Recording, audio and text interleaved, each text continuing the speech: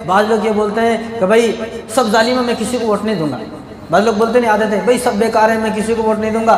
تو بھائی اگر اس وقت چراغ لے کر بھی ڈھونڈا جائے تو دودھ سے دھلا کون بھی نہیں ہے، اس وقت 100% اچھا کوئی بھی نہیں ہے۔ اس لیے حضور نے 1400 سال پہلے ہی فرما دیا۔ حضور نے فرمایا جب تم کہیں ایسی جگہ پر پھنس جاؤ اور کوئی ایسی نوبت آ جائے تمہیں سمجھ میں نہیں آتا کہ کون صحیح ہے کون غلط ہے، ادھر بھی ظالم ادھر بھی ظالم، دونوں طرف ظالم ہے، تو اب کیا کرنا چاہیے؟ اب یہ کرنا چاہیے کہ ان دونوں ظالموں میں سے کون کم ظالم ہے اس کو ووٹ دیں، آپ اس کا ساتھ دیں۔ جو کم ظالم ہے، جس کی طرف سے ہمیں کم نقصان پہنچے، جو ہمیں کم نقصان پہنچاتا ہے، جو ہمیں جس کی برائیاں کم ہیں، جس کے گناہ کم ہیں، جس کے ظلم کم ہے، تم اس کو چن لو، اس کو ووٹ دے دو۔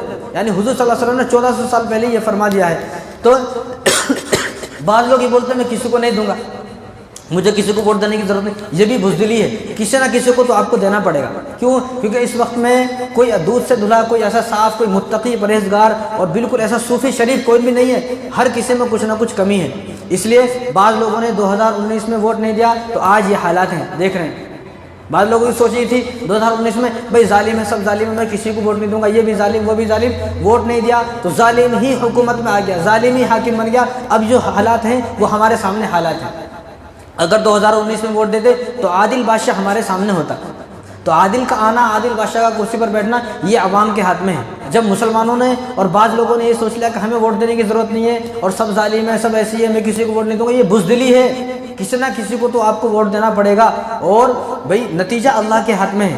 ہمارے ہاتھ میں کیا ہے؟ جو ہم سے جتنی ہم سے طاقت ہے ہم اتنا کریں گے، ہم صرف کوشش کرنا ہے، باقی نتیجہ اللہ کے ہاتھ میں ہے۔ اور بعض لوگ یہ بولتے ہیں کہ بھائی ظالم کی حکومت کیوں آ گئی؟ لوگ بولتے رہتے ہیں ایسا ظالم آ گیا، مسلمانوں کو مارا جا رہا ہے، یہ کیا جا رہا ہے، وہ کیا جا رہا ہے، ظالموں کی حکومت کیوں آ گئی؟ تو ظالموں کی حکومت اس لیے آ گئی کہ تم نے ووٹ نہیں دیا۔ کاش کہ تم ووٹ دے دے تو آج ظالم کی حکومت نہیں آتی۔ حالانکہ رسول اللہ صلی اللہ علیہ وسلم نے ارشاد فرمایا افضل الجہاد امت عدل عند سلطان جائر، کہ کا جہاد یہی ہے کہ بدماش اور ظالم بادشاہ کے سامنے حق بات بولنا۔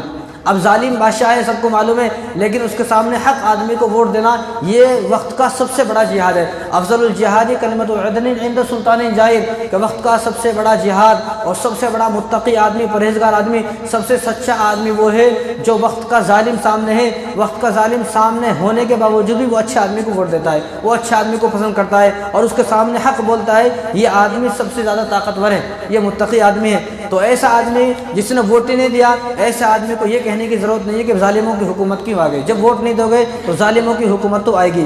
تو یہی دیکھیں آپ، جب ووٹ نہیں دیا تو کیا ہوا کہ جن لوگوں کو سلاخوں کے پیچھے ہونا چاہیے تھا، جن لوگوں کو جیلوں میں ہونا چاہیے تھا، جن لوگوں کو پھانسی کے تختے پر ہونا چاہیے تھا، اور جن لوگوں کو پھانسی کے تختے پر چڑھا کر پھانسی لگا دینا چاہیے تھا، آج وہ لوگ بھی ہمارے اوپر حاکم بنے ہوئے، وہ لوگ بھی ہمارے اوپر حکومت کر رہے ہیں۔ کیوں؟ کیونکہ ہم نے سوچ لیا کہ بھئی سب بیکار ہے، سب ظالم ہے، میں وہ کسی کو ووٹ نہیں دوں گا، اور سب بیکار ہے، سب ایسے ویسے، بس وہ گھر میں بیٹھ گیا، ووٹ نہیں دیا تو ظالم کی حکومت آ گئی۔ تو اب تو ایک بات یاد رکھیں کہ اب تو ووٹ دینے کا حق بھی ہے، لیکن اب بھی اگر نہیں سنبھلے، اگر ووٹ نہیں دیا اور ایسے گھروں میں بیٹھ گئے تو آئندہ آنے والے حالات ایسے ہیں، چند سال کے بعد ووٹ کا حق ہی ختم ہو جائے گا، کسی کو ووٹ دینے کا حق ہی نہیں رہے گا، بنا ووٹ کے ہی سرکار بنے گی۔ تو ابھی ہمارے پاس ابھی موقع ہے، ابھی وقت ہے، اس سے پہلے سمجھ جائے۔